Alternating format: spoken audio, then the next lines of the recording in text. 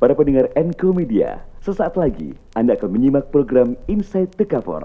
Acara ini akan mengulik seluk-beluk beragam profesi bersama para narasumber. Selamat mendengarkan.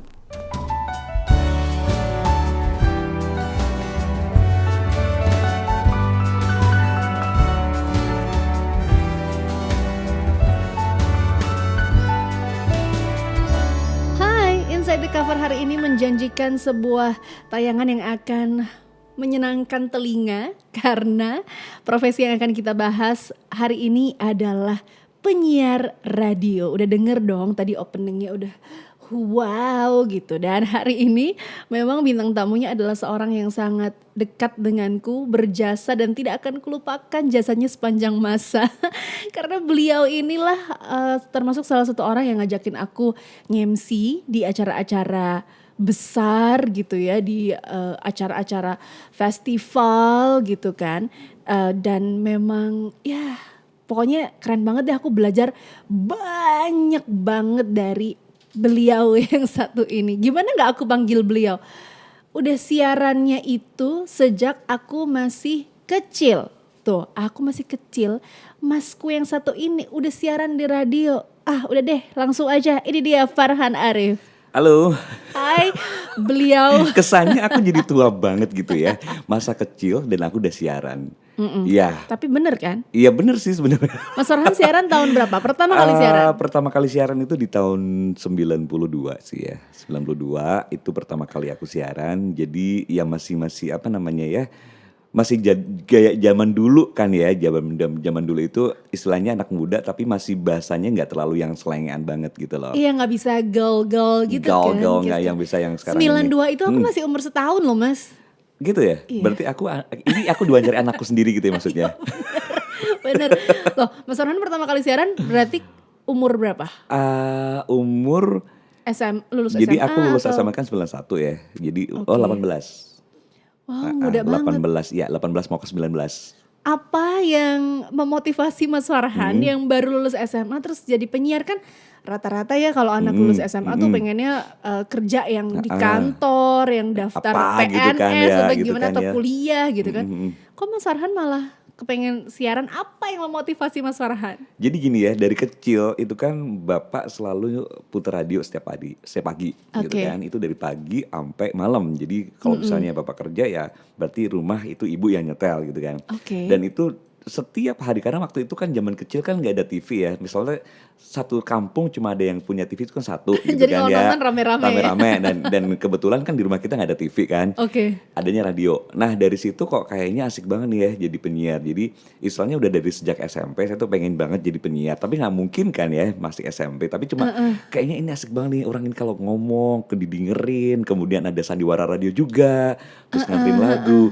Nah mulai masuk SMA pengen banget nih jadi penyiar. Sampai masukin lamaran di beberapa radio tapi ditolak. Kamu masih kecil deh, masih SMA nggak boleh, ditolak, bener-bener Mas ditolak. Farhan zaman itu pasti badannya kurus banget gitu, terus kecil banget. Karena sampai sekarang pun Mas Farhan tuh masih badannya tuh masih kurus, terus wajahnya tuh juga imut imut-imut gitu, gitu ya loh. Allah. Aku gak kebayang gimana pada waktu itu masih SMA udah berani daftar radio. Bener, padahal kan radio zaman itu ya kalau aku bisa mengira-ira pasti tuh penyiarnya udah yang sepuh-sepuh, udah senior-senior gitu loh Mas.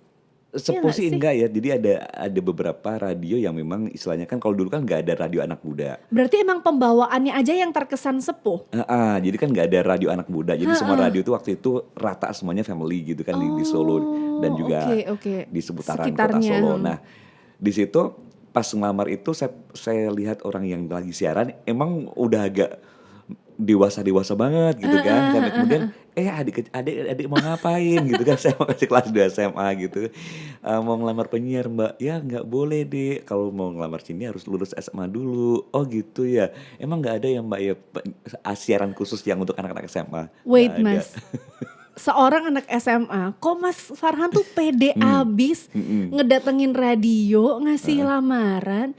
Itu emang semenggerakkan apa hatimu Mas untuk oke, aku mau ke radio, aku mau daftar. Itu tuh berani banget loh Mas, gila sih. Seneng aja. Jadi karena dibiasakan dari kecil dengan radio.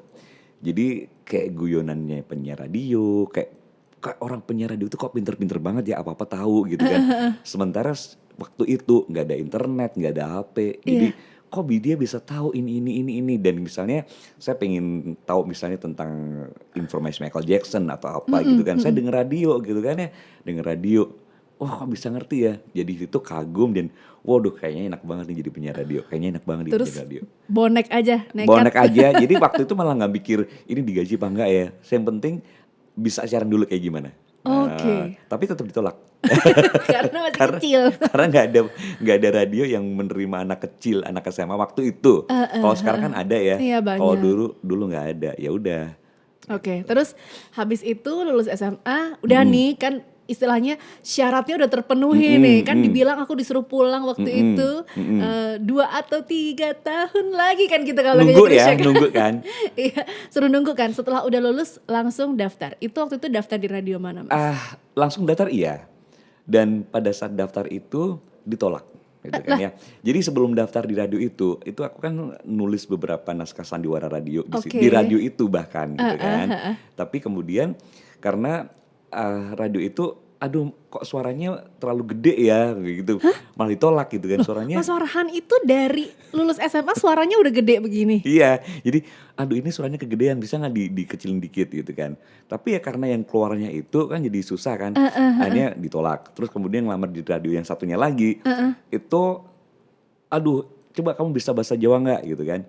Ternyata bahasa Jawa saya tetap dengan logat Indonesia, Jakarta, aku nggak ngerti. Jadi kayak kagok-kagok gitu. Padahal itu nggak dibikin-bikin karena memang kalau misalnya saya udah bahasa Indonesia itu nggak ada yang kayak mendok-mendoknya nggak ada. Jadi banyak orang ngira bukan orang Jawa ya Mas. Itu dari SMA.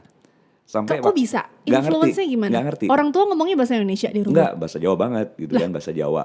Tapi kalau misalnya saya udah ngomong bahasa Jawa, ya Jawanya keluar biasa. Tapi dari sejak SMA, kalau saya udah ngomong bahasa Indonesia, itu kayak nggak ngerti otomatis, nggak ada medok-medoknya. Apa karena sering dengerin radio?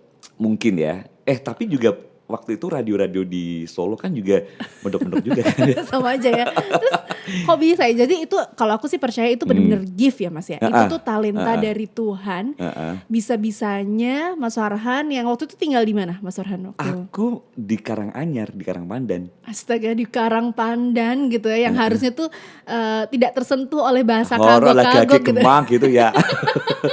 Jadi gak ngerti. Bahkan ketika study tour SMA kan, kita kan ke Bali gitu kan. Wow. Nah waktu saya nawar sesuatu barang di Bali, semua orang pedagang-pedagang, Mas dari Jakarta ya, Mas dari ini, nggak ada yang ngira Mas dari Solo atau dari mana, nggak ada. Karena begitu saya ngomong bahasa Indonesia, itu langsung logatnya bukan logat Jawa. Oke. Nah setelah mengalami beberapa penolakan, kok masih gigih dan kekeh untuk aku tetap pengen jadi penyiar radio gitu. Dan sakit hatinya ketika aku diterima di sebuah stasiun radio, orang-orang radio-radio yang dulu nolak gitu kan. Waktu itu kan belum ada telepon ya, masih ada pager ya waktu itu ya. Pakai operator ya. Terus mau nggak balik sini? Terus aku jawab, aku dulu aja ditolak sekarang. Ya terus, kan kita dulu nggak ngerti, kamu bisa siaran ternyata gitu kan. Jadi beberapa radio yang dulu saya lamar nolak gitu kan. Begitu aku udah siaran di sebuah radio, langsung kayak misalnya kayak ditembung gitu bahasa Jawanya. Iya benar. Ya kita nikmatin aja semuanya. Gitu. Terus kalau nggak salah Mas Farhan siarannya jauh banget dari rumah kan? Iya jauh. Jadi kan dulu itu jadi ada satu radio yang di Solo gitu kan ya. Jadi yang bapaknya yang istilahnya kayak direktur utamanya atau komisarisnya, manajemennya itu juga punya radio di kota lain. Gitu kan, ya. Kayak radio jaringan gitu. Bukan radio jaringan tapi kayak radio satu manajemen kepemilikan satu kepemilikan tapi dia ada beberapa studio radio ya. Ada radionya macam-macam. Ya, terus bukan network. Nah, akhirnya ketika saya beberapa tahun siaran di daerah itu di Sragen, kemudian sebentar. Rumahnya di Karangpandan. Karangpandan dia kan bayangin siarannya di Sragen. Nah, setelah beberapa tahun mungkin Pak Budioko namanya itu kan yang ada di radio itu, kemudian mau nggak kamu kesini aja kok lebih dekat gitu. Kesini kan. tuh ke Solo? Ke Solo, ke PTPN waktu itu. Jadi kita masih satu, istilahnya ya masih satu kepemilikan sama masih satu manajemen ya, karena ya nggak, kalau kita gajian juga ngambilnya di situ sebenarnya. Oh gitu. Jadi, nah karena itu aku mau dong ya. Apalagi waktu itu kan radio PTPN kan lagi, radio yang kelas banget. Jadi kalau misalnya denger radio PTPN itu kayak radio mahal gitu kan. Aku tuh yang inget di acara OVO itu. Bukan Yang ya? surat-surat cinta itu. Oh, Loving You. Iya. Nah. Surat-surat cinta. Itu kan lagunya Brad Aubrey. If a picture, bukan itu dong. Ada dua kan, If sama Aubrey. And Aubrey wasn't Nah, itu. It wasn't ordinary. Itu ya ampun, itu kalau udah mulai nyalain teng teng gitu, waduh ini mau baca surat-surat nih.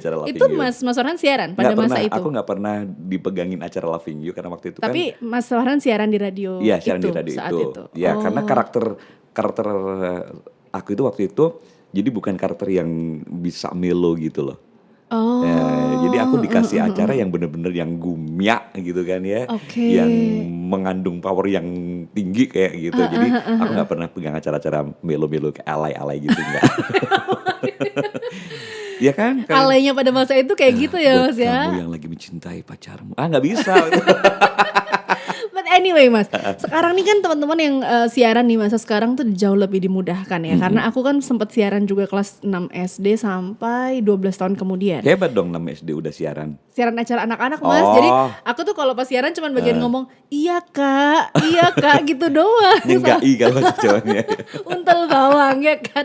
Jadi aku bagian gitu-gitu doang. Terus baru acara ke remaja, terus yang dewasa. Nah aku tuh masih ngalamin Mas yang kalau mau muterin lagu itu ada operatornya yang di diskotik terus kayak nyalain diskotik. Iya, jadi diskotik itu bukan tempat dugem. Itu kayak library musiknya ya. Iya, kalau sekarang kan di dalam satu komputer yang tipis aja udah berapa ribu lagu kan. Benar. Kalau dulu kan memang benar-benar pakai kaset tuh. Jadi ada sampai ada ruangannya sendiri yang menyimpan kaset-kaset itu. Nah, Mas Farhan ngalamin masa-masa analog itu dong berarti. Banget. Jadi pertama itu malah waktu ketika aku masuk radio itu masih ada yang kalau dulu nyebutnya DAT, DAT gitu. Apa kan. Tuh? Jadi kayak kaset kecil seukuran korek api gitu kan, seukuran korek api yang kecil yang jazz itu, tapi isinya bisa 20 lagu di situ, namanya DAT. Jadi bentuknya kayak kaset tapi kecil. Nah itu habis DAT ada juga vinil yang piringan hitam. Jadi itu ngalamin Mas. Jadi ada di ruang siaran juga ada buat pemutarnya itu piringan hitam. Terus kemudian kaset manual. Nah ini lucunya kalau kaset manual kan kalau misalnya kita udah nyiapin nih lagu-lagu ini, tiba-tiba ditelepon, Mas minta lagu yang ini, padahal itu tempatnya itu dia ada di side B angka 8. Jadi ayo terus iya buat siapa? Padahal kita sambil ini nge-forward gitu. Iya, nge-forward biar cepet biar dapat. Tapi kalau misalnya belum dapat ya kita langsung pancing lagi. Buat kok kirimnya buat itu aja. Ayo tuh kirim lagi. Keren deh soalnya karena itu manual ya. Manual kan nggak ada yang istilahnya kita harus bener-bener jeglekin tombolnya tape recorder kan. Berarti itu mesti hafal banget dong Mas lagu ini tuh nomor berapa? Ada di set apa itu sampai jadi satu dinding itu kan setiap dinding ada lemari ada raknya. Itu 4 dinding tuh saya hafal semua di mana kaset ini berada di kode apa, ini di lagu apa, di album apa. Itu nggak ada yang bantuin Mas? Ada, cuma karena kita terbiasa, semua penyiar terbiasa untuk menelaah ini ada di mana, ini ada di mana. Karena kan setiap hari kita dimintain lagu dan harus tahu kan. Dan juga biar cepet kan, kalau misalkan harus segera muterin lagu ini, belum lagi itu nge-rewind sama kan ada yang nyiapin juga. Cuma kalau misalnya udah jam kantornya udah lepas, kita kan biasanya kalau ngambil lagu kan harus ke belakang dulu nih. Jadi pas lagu berikutnya kita nyiapin dulu nih apa. Atau yang sudah ada di ruang siaran yang di mana ini tempatnya, kita udah hafal semua. Berarti pada masa itu kalau siaran 1 jam misalkan gitu, ya udah itu benar-benar harus fokus banget. Kalau sekarang kan bisa sambil main handphone. Gak bisa ya. Dulu juga belum ada handphone sih. Dulu ya itu namanya kaki bisa jadi tangan bisa jadi kaki. Karena gimana kan tuh? Letaknya kan ini ya, ini tape recorder berjejer-jejer. Di sini juga tape recorder berjejer-jejer. Jadi yang sini harus ngeplay, yang sini harus ngepasin lagu berikutnya. Jadi ini tangan gerak semua, yang ini juga kakinya nih ya. Buat apa kakinya? Kakinya buat ngepasin tape yang recorder yang paling bawah. Astaga. Sebenarnya nggak boleh tapi kan susah banget. Itu dulu. Jadi bener-bener keterampilannya itu harus fokusnya bener-bener kita sementara harus melayani pendengar untuk ngobrol gitu ya. Tapi tangan kita juga harus ini sampai berapa nih? Udah sampai lagu berapa nih? Yang ini udah berapa nih? Jadi gitu. Terbiasa untuk terpecah ininya ya. Oh ini mesti begini, ini mesti begini. Gila banget sih. Tapi satu hal yang spesial dari radio-radio zaman dulu itu adalah para penyiar itu kayak punya fans club gitu loh. Bener. Ya gak sih Mas? Banyak penggemar gitu. Dan gak kelaparan. Oh ya? Karena dikirimin makanan terus? Yang namanya makanan itu udah hampir ya, misalnya aku siaran gitu kan ya. Waduh enak, kalau misalnya siang kayak gini ya, wah enak banget nih minum es. Oh, udah deh, tunggu aja 15-10 menit. Yang kirimin bukan cuma satu orang. Kode-kodean langsung 10 orang ditanggapi. bawa es semua. Oh ada enak nasi padang, tadi kan aku mau siaran nih. Melewati nasi padang, tapi gak sempat beli. Aduh gimana nih. Udah, tunggu aja 15 menit. Sebuah kode yang sangat kalau sekarang lu mau curhat makan kek, kelaparan kek, urusan lu. Bodo amat. Karena pada masa itu orang-orang tuh mungkin lebih peduli juga. Terus hiburan juga belum banyak ya Mas. Jadi ngerasa kayak wah penyiar radio itu sahabatku banget yang bisa. Artis lokal. Oh artis lokal bahkan statusnya. Oh ya ampun. Jadi kalau misalnya kita keluar aja gitu ya, keluar aja beli makanan apa gitu di toko apa gitu kan. Wow yang ini Mas Farhan kan yang siaran di ini kan, ini Mas Farhan yang acaranya ini kan. Mas minta ini. Kalau dulu kan belum ada HP yang minta foto. Tanda tangan. Bener. Jadi Mas minta tanda tangan di kaosku. Itu bener-bener aku ngalamin. Dan yang namanya surat pendengar yang dikirim ke aku itu sampai sama pernah saya kumpulin dan sekarang udah hilang sih ya. Jadi saya tata untuk menutupi dinding kamar. Jadi semua surat saking banyaknya. Jadi semua surat dari terus penggemar isinya itu, apa Mas kalau surat penggemar gitu? Kebanyakan gini, Mas mau nggak jadi kakak aku? Bener, itu kebanyakan hampir 80% misalnya cowok-cewek. Padahal kan mereka cuma dengerin radio doang Mas. Iya tapi kan mereka kayak merasa, Mas kalau misalnya aku punya kakak seperti Mas Farhan kayaknya enak banget deh. Bisa diajak curhat, lu gak tahu aslinya dia kayak gimana gitu ya. Wow, itu tuh berkesan banget karena aku juga sempat ngalamin ya, terutama kalau zaman dulu, kalau radio itu kan nggak pakai SMS atau WA, pakainya kartu pendengar. Kartu pilpen. Kartu pilihan pendengar. Harganya Rp50. Kalau pada masaku kayaknya udah 500-an ya. 500 kalau di zaman aku masih Rp50. Astaga, jadi itu tuh teman-teman ya kalau belum bisa ngebayangin bentuknya tuh kayak postcard gitu, lebih kecil dari postcard. Terus ada tulisannya nama pengirim itu, terus lagunya apa, terus salamnya apa, pesannya gitu. Nah itu sebenarnya juga membantu radio untuk dapat duit ya Mas ya. Banget. Lumayan. Dan dulu kan? waktu itu pendengar itu nggak pakai nama sekarang Elis gitu kan, Andre enggak, dulu tuh Leo Boy. Waduh. Sagittarius Girl. Dan alamatnya juga bukan misalnya Elis di Urip Sumoharjo, enggak. Tapi Elis di Pesanggerahan Cinta. Waduh. Di Gubuk Asmara gitu. Itu bener. Jadi misalnya aku membacakan gitu. Oke, dan sekarang saya ketemu dengan Leo Boy yang ada di Pesanggerahan Cinta untuk Sagittarius Girl yang ada di Padepokan Cinta.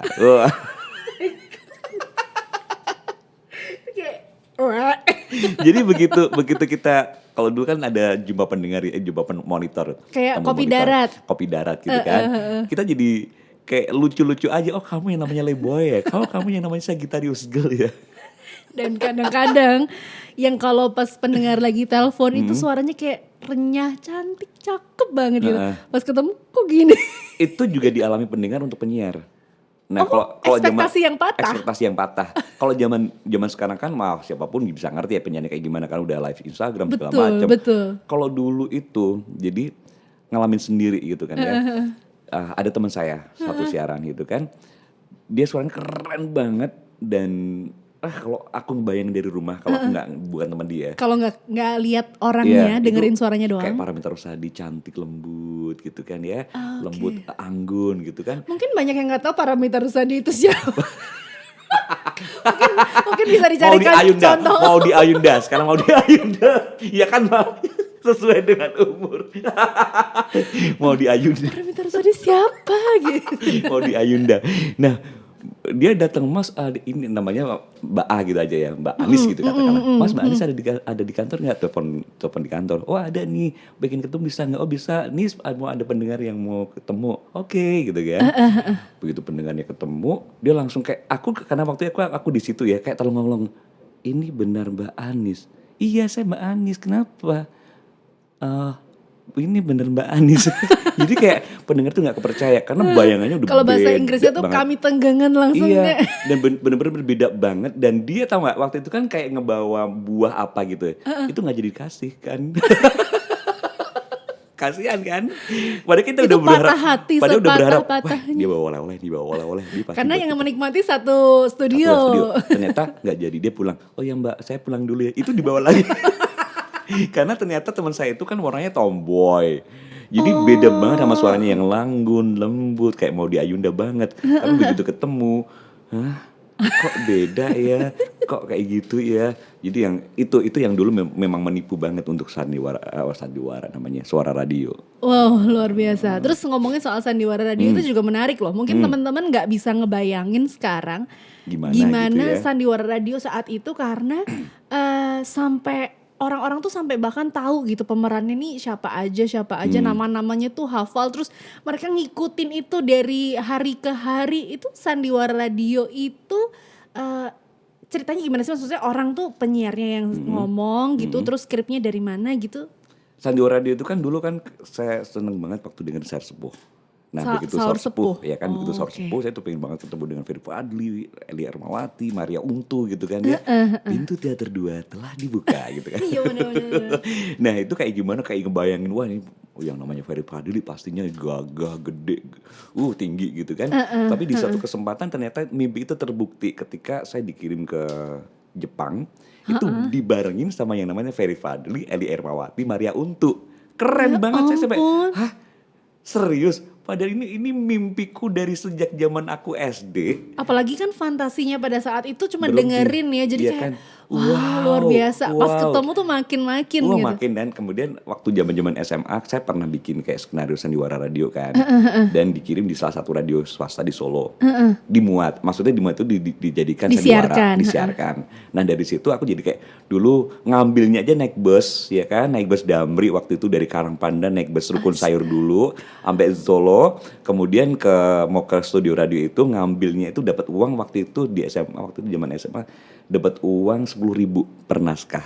Itu udah gede banget, tau gak sih? 10.000 itu udah gede banget ya. Jadi waktu itu kayak dapat, kalau zaman sekarang kayak 100-an ribu lebih gitu kan ya. Wow, tapi karena seneng sih ya Mas Farhan, jadi bener-bener niat banget nulis skripnya, terus nganterin skripnya. Nganterin gitu kan. Dan begitu sandiwara itu aku dengerin di rumah, juga kayak ya Allah ini naskahku yang aku nulis. Bangga banget. Dan teman-teman, karena waktu itu aku ngambilnya cerita itu kan dari teman-teman SMA yang lagi pada ngerumpi waktu zaman istirahat.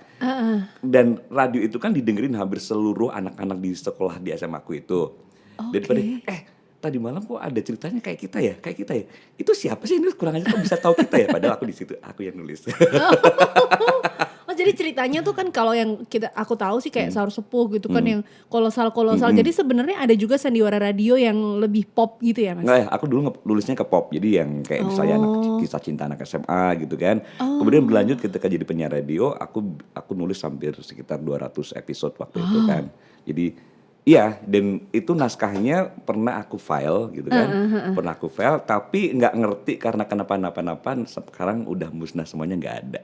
Aduh jadi nyesel banget karena udah dokumentasinya gak ada. Aku pernah dulu nyimpen kayak hasil jadinya gitu kan. Tapi juga gak ada lagi, gak ngerti di mana tuh. Itu jadi Raib ya.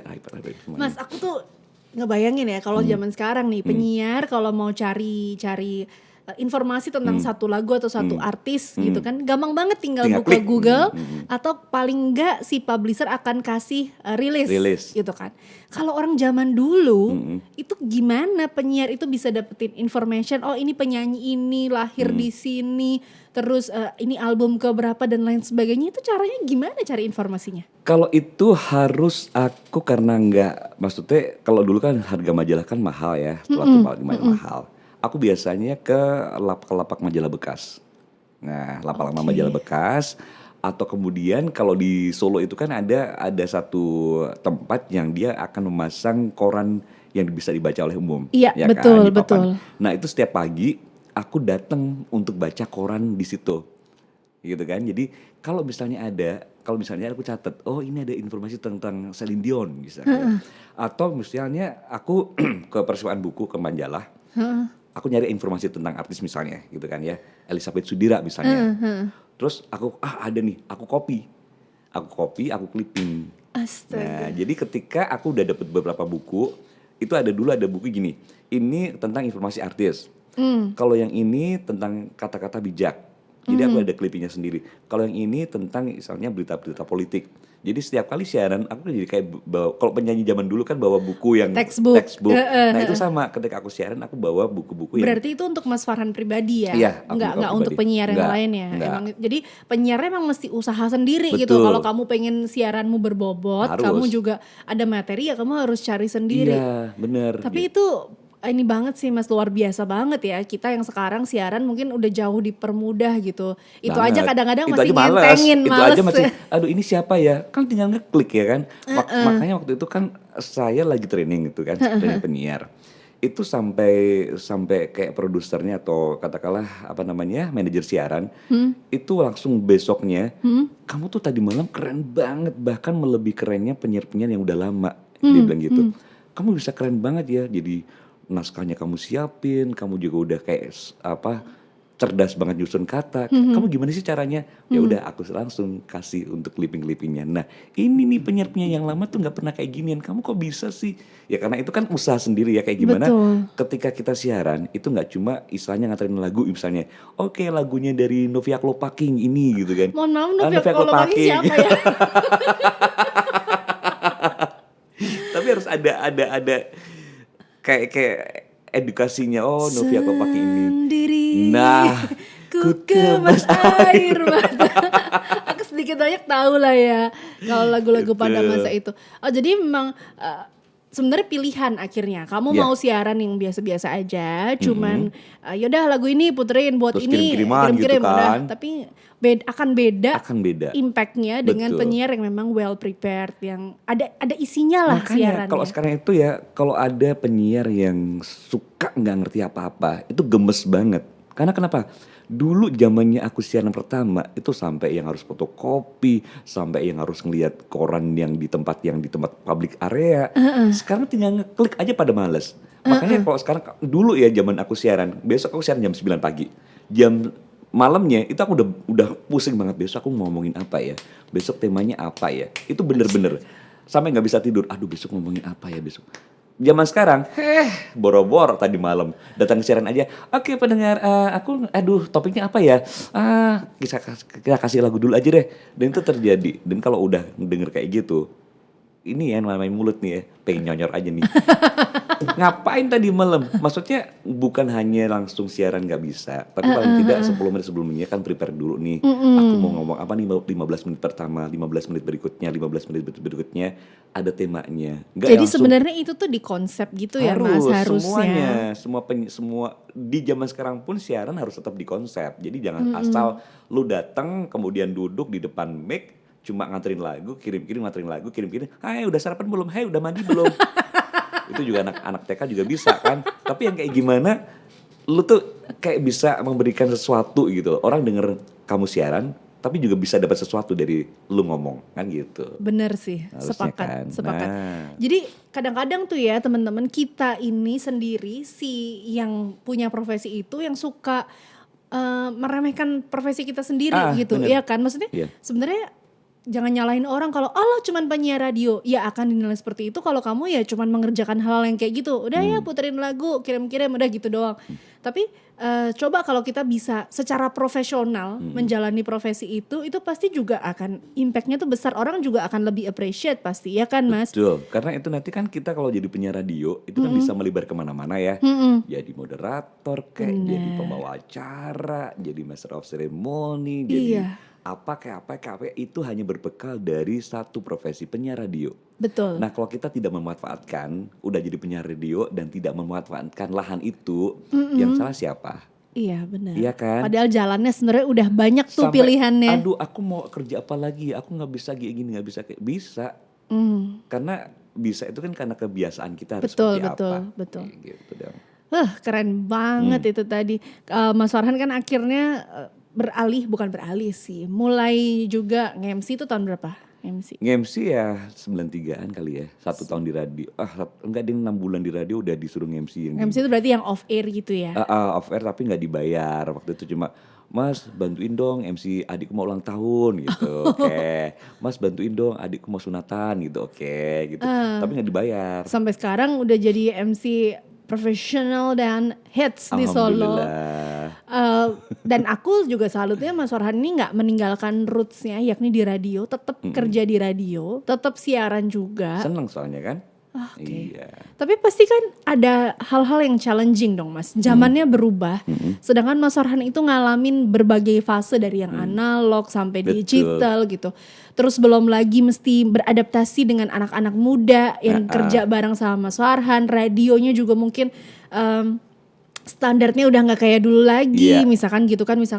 Kalau dulu tuh mesti program itu masih bagus banget. Kalau sekarang yang penting orang suka deh gitu. Mau itu program gak mutu juga yang penting orang suka. Misalkan kayak gitu. Rating ya? Ya rating. Kalau zaman dulu kan mungkin gak gitu karena orang tuh gak ada pilihan lain. Dengerin radio doang gitu loh. Sekarang kan saingannya sama TV, sama podcast seperti ini. Terus sama YouTube dan lain sebagainya. Gimana Mas Farhan tetap survive, bertahan, beradaptasi dengan perubahan-perubahan yang terjadi di dunia siaran? Karena gini ya, karena ini kayak generasi kayak saya itu kan yang dari tahun kelahiran 70 ya gitu kan ya. Jadi mengalami berbagai fase. Seperti tadi Elis bilang, dari sejak zaman gak ada HP sampai ada HP sampai ada nggak ngerti apa lagi nantinya gitu kan. Nah, ini paling tidak saya tuh orang memang yang tidak terlalu mengikuti untuk memiliki sesuatu yang paling baru, misalnya handphone yang paling baru gitu ya? Enggak, itu handphone saya itu udah dari zaman jadul gitu ya. Nggak mengikuti itu, tapi mengikuti beritanya iya, itu aja. Jadi nggak menutup pikiran saya untuk misalnya kayak tetap lihat Instagram anak muda zaman sekarang kayak gimana. Tetap kayak gimana lihat podcast anak muda zaman sekarang kayak gimana. YouTuber yang muda kayak gimana sih? Oh ternyata mereka udah sekian perkembangannya udah sekian meledak, maksudnya sekian jauh ya dari yang saya bayangan saya. Nah dari situ akhirnya karena terbiasa, jadi setiap pulang kerja, kemudian di rumah buka-buka Instagram, buka-buka podcast, buka-buka YouTube. Jadi ngerti, mau nggak mau kan jadi kayak kegiring ikut juga kan bahasa mereka kayak gimana. At least nggak ketinggalan lah sama apa yang sedang terjadi, what's happening gitu kan. Tetap Mas Farhan tetap tahu, tapi kadang-kadang tidak harus memiliki hal seperti itu. Gitu loh. Mau tahu seberapa jadul handphonenya Mas Farhan? Handphonenya itu sejadul kalau dibuat foto nggak bisa langsung mati ya. Paling kalau misalnya lowbat dinyalain lagi, itu nyari sinyalnya bisa 1 jam. Aku tuh ya, kalau lagi nge-MC bareng Mas Farhan, ayo foto gitu. Nganggo HP buah ini. Karena padahal yang dibawa di kantong tuh handphone Mas Farhan. Terus kalau foto gini, cekrek gitu. Itu nggak bisa. Terus kan mati, dibanting. Jadi kalau misalnya dinyalain kameranya itu harus nunggu loadingnya itu 10 menit dulu baru bisa buat foto. Jangan salah, jangan mengira Mas Farhan itu nggak punya duit buat beli handphone baru karena duitnya Mas Farhan itu dipakai buat hobinya yang satu ini. Munculkan. Nih, daripada beli handphone, Mas Farhan kayaknya mendingan beli ini nih. Kamu pasti nggak akan menyangka kalau ada orang yang segila ini mengoleksi sesuatu. Dari atas. Ini salah satunya yang saya buat. Ini belum selesai soalnya. Ini baru bikin ya? Baru bikin tadi kan. Tadi belum begitu kering semuanya. Jangan sedih. Ini tuh berapa doang berarti Mas ininya ya? Kotaknya berapa? Berapa senti? Ini kotak, berapa senti ya? Aku tadi nggak ngukur ya. Mungkin ini 50 ya, 40 kali ya. Karena ini yang paling kecil yang di rumah yang saya bawa. Karena dan Mas Farhan punya kayak gini tuh 2 meter kali 1,8 ada, yang 90 kali 60 tuh ada 5-an, ada 6-an. Yang ukuran 100 meter kali 90 juga ada 3-an ada. Ya jadi ampun. Rumah itu udah penuh kayak ginian. Mas, ini mulai hobi, ini namanya apa sih sebenarnya? Ini namanya diorama ya. Jadi aku bikin yang tema sawah juga ada, yang tema rumah-rumah bersalju Christmas juga ada. Astaga. Yang ini yang pantai kan, ada juga yang kayak puri setan gitu kan ya. Astaga, Jadi gotik-gotik gitu. itu juga ada. Ya, ada juga yang suasana perkotaan. Ini Mas Farhan ngumpulin dari tahun? Nggak inget tepatnya ya, ya. tapi kayaknya tahun 2000-an ya, 2000-an 5 gitu deh. 2005 2007 gitu deh. Kalau ya. taruhnya 2000 bukan deh, 2009 2010. Oke, berarti udah hampir 12 tahun ngumpulin kayak beginian. Itu pertama kali terinfluence dari apa, Mas? Jadi dulu gini.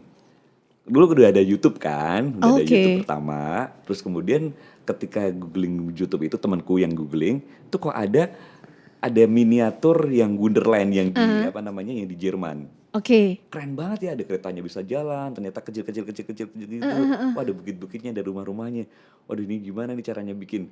Waktu itu nggak ngerti caranya bikin kayak gimana, karena nggak kepikiran ada komunitasnya atau segala macam. Akhirnya kayak ya udah browsing di YouTube gitu kan, cara bikin bukitnya. Loh, ini bikin Mas, nggak beli? Nggak, bikin sendiri. Kalau ininya beli ya, yang orang-orangnya ini beli kayak sama mobilnya gitu kan. Nah, cara belajar bikin pohonnya kayak gimana. Astaga, ini terus bikin kemudian sendiri. bikin airnya kayak gimana. Ini cuma belum selesai ya, jadi masih ada. Ini airnya terbuat dari apa nih? Ini dakron. Yang buat isi bantal? Buat isi bantal. Terus kemudian dikasih resin. Astaga, Mas Farhan. Dan for your information ya teman-teman, barang-barang ini tuh nggak murah. Kayak orang-orangan yang ini, coba sebutin berapa harganya yang kecil ini. Itu 100.000 satu. Dia mendingan daripada beli handphone beli ini, tau gak sih?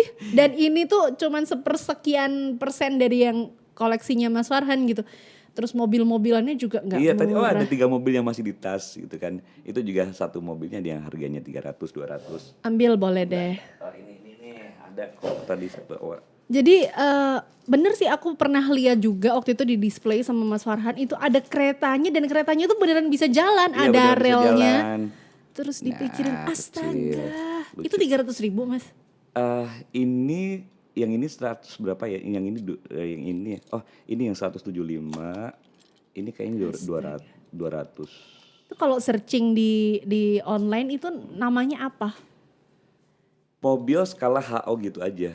HO skala 87 biasanya. Skala yang internasional. Ini tuh seluruh dunia berarti ada kolektor yang kayak begini. Ada komunitasnya juga. Dan akhirnya kan di Solo juga nemu orang-orang yang suka seperti ini. Ya, banyak ya? Banyak. Jadi kita ada 20-an, tapi saya nggak aktif untuk kumpul-kumpul gitu kan. Itu ada. Jadi ngapain activity-nya? Sampai bahkan mereka itu yang bikin keretanya bener-bener keretanya sendiri gitu kan. Jadi dari resin, dari akrilik, mereka bikin keretanya, bikin relnya sendiri. Kalau aku kan belum mampu ya untuk bikin. Terus bisa tukar-tukaran koleksi juga? Biasanya gitu. Jadi biasanya gitu. Ya kayak ini.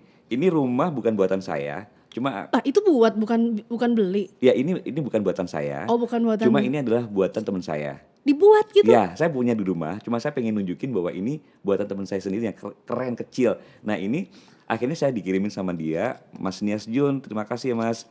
Nah, itu dikasih. Wah, keren kan? Makanya ini juga pohon kelapa buatan teman saya. Nah, ini yang buat namanya Mas Harsono. Wow, jadi istilahnya jadi kayak kita tuker-tukeran. Tapi ini tuh melatih imajinasi juga kan Mas. Bener. Otomatis kayak misalkan kalau rumah di pantai itu modelnya nggak akan yang misalkan gedong-gedong gitu kan. Jadi mikirin juga semua gitu kan, komponennya. Harus nyambung. Jadi aku bikin yang kayak pantainya, bukitnya, pohon-pohon ini gitu kan. Terus ini semak-semaknya, ini aku bikin sendiri kayak gini-gini. Ini tuh kayak orang ngelukis ya Mas, tapi 3 dimensi. Bener iya, gak memang sih? kita kayak ngelukis, bener-bener kayak ngelukis, cuma diwujudkan dalam hal-hal yang kayak nyata banget kan. Dan di situ. Yang paling sulit pernah bikin apa Mas Farhan? Paling sulit itu sebenarnya waktu bikin sawah ya. Hah? Kenapa bikin tuh? Sawah, karena bikin sawah itu kan memang harus kayak padinya tertata kayak gitu kan. Kan ada alatnya juga, saya juga punya alatnya yang buat rumputnya berdiri. Oh astaga. Nah, saya pernah bikin nih, sampai bikin tapi nggak rapi, nggak kayak sawah-sawah beneran gitu kan. Akhirnya teman saya ini, kok bisa bikin ya gitu kan. Akhirnya dibuatin sama teman saya khusus untuk sawahnya aja, untuk padinya. Nah, udah padinya aku tinggal bikin bukit-bukit sawah-sawahnya. aku tempel di situ. Nah dari situ aku nyontoh, oh caranya gini, aku bikin sendiri dari contoh yang sudah ada. Oh gini bisa nih. Pertama kali beli atau ngumpulin budgetnya berapa Mas waktu itu yang dibelanjakan untuk beli pertama kali beli di sebuah toko mainan di Paragon Mall itu untuk keretanya dulu. Keretanya aku beli sekitar 3.500.000 waktu itu. Kalau TikTok tuh oh no, cek. Itu keretanya aja belum apa-apanya ya. Terus kemudian di Paragon juga waktu itu di toko itu ada jual bahan-bahan diorama kayak gini. Cuma maksudnya masih dalam bentuk belum dibikin apa-apa. Mentahan gitu ya bahan semuanya, bakunya. Bahannya aja. Jadi waktu itu harganya juga sekitar satu pak itu 450. Padahal kalau mau bikinnya ini butuhnya 4 pak. Astaga. Zaman itu. Tapi karena pengen banget ya. Karena waktu itu banyak impor semua. Aku nggak ngerti kalau ternyata di Indonesia ada yang bikin seperti itu. Karena tauku nggak ngerti apa-apa waktu itu, cuma lihat YouTube keren dan itu ada di toko itu. Aku beli 4 pack waktu itu, tapi 450 cukup menguras kantong juga waktu itu. Tapi begitu jadi tuh aku seneng banget. Wah ternyata apa tuh waktu itu frame-nya apa? Kota, jadi perkotaan gitu. Terus kemudian ada keretanya lewat. Kemudian aku udah bahan-bahan dioramanya udah ada. Untuk rumahnya aku beli bahan mentahnya kan. Beli mentahnya aku lukis sendiri, aku cat sendiri, aku bikin jadilannya sendiri. Itu juga cukup menguras kantong ya waktu itu ya. Jadi harganya sekitar 5 jutaan itu kan. Itu jadi sekitar menguras kantong. Jangan meremehkan, jangan bilang dia gak bisa beli handphone. Ya, dia bisa beli handphone tapi dia mendingan beli kayak begini ya. Jadi tapi begitu jadi orang-orang kagum, waduh orang seneng gitu kan. Ini lu bikin sendiri? Iya aku bikin sendiri. Kok bisa bagus sih ini. Ini kamu ngecat sendiri rumahnya? Iya aku yang bikin sendiri yang ini. Kalau gitu. Dideketin ya teman-teman, bukit-bukitnya ini kayak dibungkus dengan kain. Aku bilang aku penasaran kan, terus aku curiga ini kayaknya kain yang buat perban deh. Iya benar katanya. Jadi ini karena beberapa kali bahan aku coba. Jadi kalau pakai gipsum aja itu mudah merepel gitu kan. Merepel itu istilahnya kalau misalnya meropol diginiin pasti akan keluar serpihan-serpihan gitu. Nah caranya gimana ya? Bubuk gitu ya. Kan kalau misalnya orang di berluka digigit itu kan keras ya. Akhirnya udah kepikiran ternyata di YouTube juga gitu. Nyananinnya pakai gips itu. Aku belilah di apotek kan ada harganya murah. Tapi begitu diaplikasikan itu udah keras banget ya. Kan keras. Nah, oh iya. Iya. Wow, gitu. Mas kepuasannya apa sih mainan kayak begini? Mahal loh ini. Kalau dibilang kepuasan sulit, nggak ngerti juga ya kepuasannya apa ya. Tapi seneng aja gitu loh. Karena misalnya ini di rumah udah penuh banget ya. Tapi begitu ada model lagi, aduh kok aku pengen bikin hutan ya. Aduh aku pengen bikin hutan pinus yang ada danaunya. Jadi kayak kepikiran pengen gitu. Dan teman-teman itu kayak teman-temanku yang satu komunitas yang ini saling support. Ini aku juga punya cemara nih. Ini aku punya pinus nih. Jadi di rumah saya itu jadi kayak semacam karya kolaborasi. Karena misalnya ini aku yang bikin, teman saya nyumbangin misalnya satu pohon, teman saya nyumbangin misalnya satu rumah nih, kayak gitu-gitu. Mas Orhan yang dibikin sama Mas Orhan sendiri apa nih? Bukit. Ini bukit, pantai, pohon gitu kan. Yang pohon ungu itu bikinnya berapa lama Mas untuk bikin kayak gitu? Ini kan dari kawat kabel sebenarnya. Dari kabel aku seset gitu kan. Aku kan ada kayak tembaganya tipis itu. Jadi udah aku unter. Terus ini bahannya kan ungunya pakai apa tuh? Spon busa kayak busa kursi di dalam kursi itu di blender aja. Oh my god. Jadi, orang lain ngeblender jus ya, Mas Orhan ngeblendernya spon. Di blender kemudian diwarnain. Udah selesai. Berapa lama tuh? Kalau ini sih cepet ya, karena kan cuma diundel-undel aja. Terus ini aku pakai pasir, aku lapisin pakai lakban dulu, terus kemudian pasir, terus ini udah dicat semprot aja biar cepet, terus udah diburu-buruin aja. Untuk jadi satu diorama sekotak ini tuh berapa lama? Mas Orhan tuh tipe orang yang benar-benar nyelesain sampai selesai gitu atau dia disambi ngapain dulu? Disambi ngapain gitu. Oh jadi nggak buru-buru pengen selesai enggak. Gitu? Karena biasanya kalau misalnya gini ya, ini pasir kan pasir kan keringnya lama ya, karena aku bener-bener pasir aku campur dengan lem kayu. Nah ini aku harus selesaiin pasir dulu nih sebelum bikin ini. Nah ini bisa ngeringin ini aja sehari aja baru bisa kering gitu kan. Nah, ketika udah kering aku baru bikin bukit-bukitnya ini satu-satu. Kamu jangan tiba-tiba kepengen loh. Terus baru bikin ini yang berat di ongkos ini hobinya. Yang paling akhir baru bikin lautnya. Ini kan masih basah tuh tadi pagi soalnya bikinnya. Wow. Jadi belum selesai, ini belum final. Jadi masih ada pernik-perniknya kayak gimana gitu biasanya. Wow. Ini tuh apa ya yang kayak aku bilang tadi butuh imajinasi, butuh creativity gitu. Dan yang aku kenal dari Mas Farhan, nggak tahu benar apa salah ya, Mas Farhan ini tipe orang yang sebenarnya nggak suka traveling, kayak misalkan spending waktu 1 minggu gitu pergi kemana, kayaknya kan nggak pernah kan Mas Farhan tuh. Jarang banget. Jarang sih ya, cuma misalnya dolan sih nggak terlalu yang ini banget gitu. Maksudnya pengen, tapi lebih banyakan di rumah ya. Iya makanya itu aku terus kepikir mungkin bikin gini tuh kan kayak udah membayangkan ke pantai gitu loh gitu. Ya, bikin kayak gini udah ke gunung, ke pantai, ke salju gitu kan.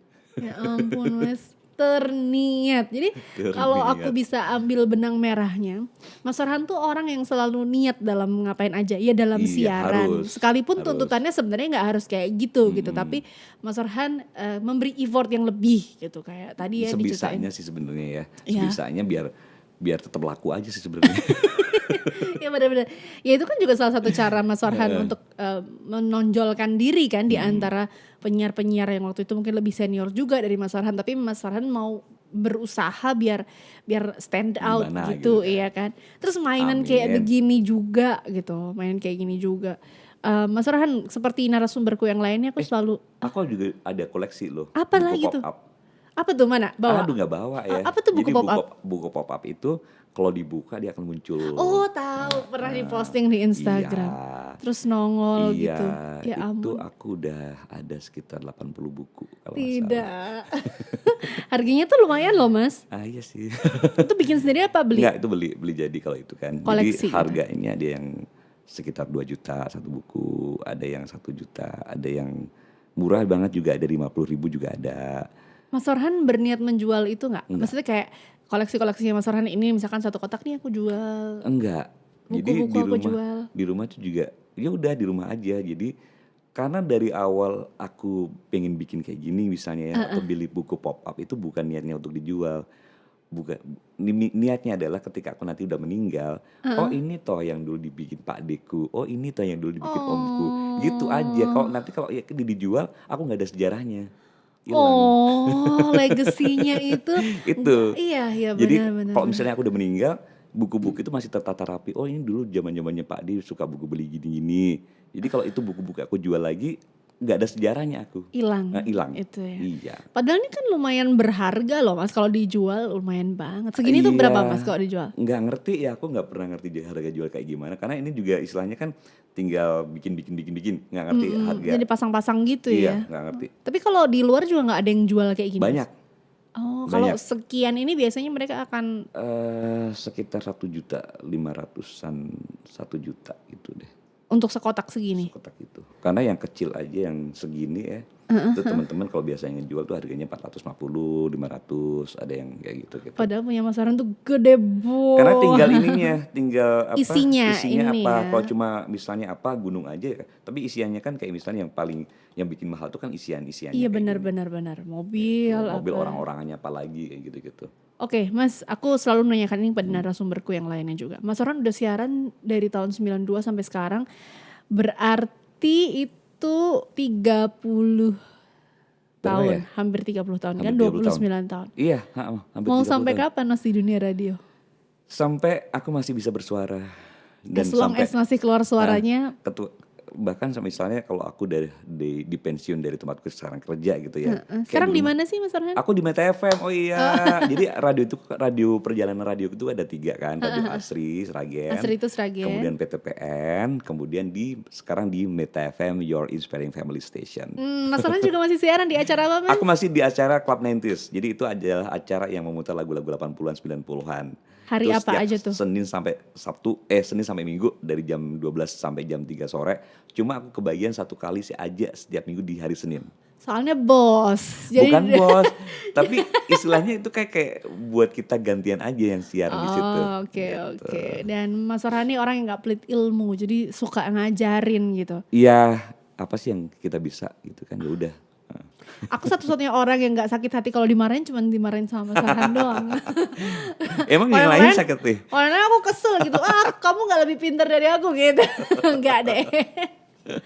Thank you ya Mas Farhan udah Sama-sama, datang, udah bawa koleksi dan bahkan membuatnya barusan nih buat dipamerin ke teman-teman yang suka nonton Inside the Cover. Dari Mas Farhan kita belajar ya kayak tadi totalitas, ngerjain apa-apa tuh total harus yang sebaik-baiknya. Terus kalau kamu punya keinginan, punya passion terhadap sesuatu tuh kejar sampai dapet. Kayak Elis dong ya. Nyanyi iya, nyipta lagu iya, MC iya, udah ambil itu semuanya aja. Itu. Udah ambil semuanya aja deh. Itu kebetulan karena kebutuhan saya melakukan. Sama ya. Kalau Bapak kebutuhannya untuk hobi ini ya luar biasa. Oke, doain supaya saya bisa jadi tetangganya Mas Farhan di Karangpandan, karena saya dari dulu cita-citaku tuh pengen punya rumah di Karangpandan. Padahal aku pulang ke Karangpandan 2 minggu sekali. Ya kan nanti kalau udah pensiun barangkali pulang ke sana kan. Amin. Aku pengen yang ada halamannya gede gitu ya, ada bunga-bunganya gitu kan ya. Keren di sana sekarang Karangpandan. Iya adem gitu kan. Thank you Mas Farhan. Sama-sama Elis. Semoga teman-teman juga bisa belajar banyak dari Mas Farhan hari ini. Buat kalian yang suka ngeremehin kalau ada penyiar lagi siaran, cuman buat rungon-rungon aja. Ada perjuangan loh di balik itu semuanya untuk bisa menghadirkan siaran yang baik buat para pendengarnya. So, don't judge before you see Inside the Cover.